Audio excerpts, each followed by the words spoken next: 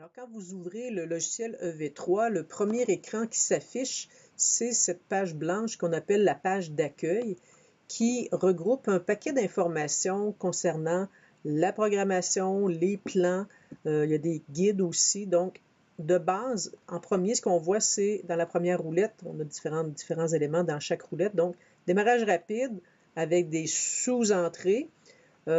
Ça, c'est vraiment le survol du contenu. Il n'y a pas de détails là-dedans.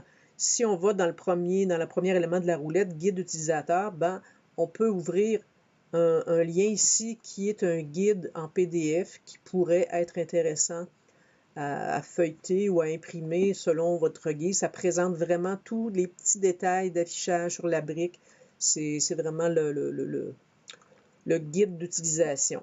Si on continue dans les roulettes, ce qui peut être intéressant, c'est le robot éducateur. Alors, c'est ici la zone d'enseignement des bases, entre autres. Donc, quand on va robot éducateur, première roulette, deuxième roulette base, on a des sous-entrées ici qui sont les différents blocs de programmation.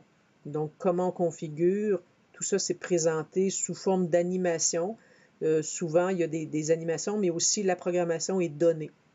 Alors, comment faire une ligne droite, comment circuler en faisant un pivot, faire des déplacements avec le mode char versus le mode volant, déplacement d'un objet, donc l'ajout d'un élément qui va faire une action avec un troisième moteur, etc., etc.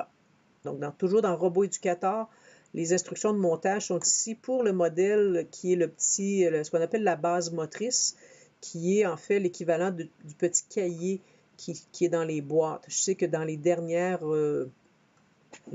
ventes de Lego, il n'y avait plus le petit cahier. Donc, vous avez ici la possibilité d'avoir exactement le même plan avec les étapes en cliquant à droite, à droite, à droite, etc.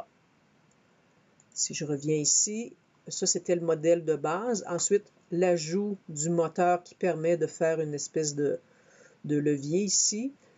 Chaque capteur que je veux ajouter, j'ai les étapes de construction qui peuvent être utiles pour le faire. Et on a encore ici, je pense, le même guide, la liste des pièces. Encore une fois, ce sont des PDF que vous pouvez télécharger, imprimer à votre guise. Si je remonte un peu dans la première roulette, il y a des instructions de construction. Et là, faites attention, il y en a deux différents. Celui-ci, c'est des modèles que vous pouvez faire avec la boîte de base. Donc, si je fais un clic là-dessus, je peux faire ce modèle-ci, celui-là, etc., etc.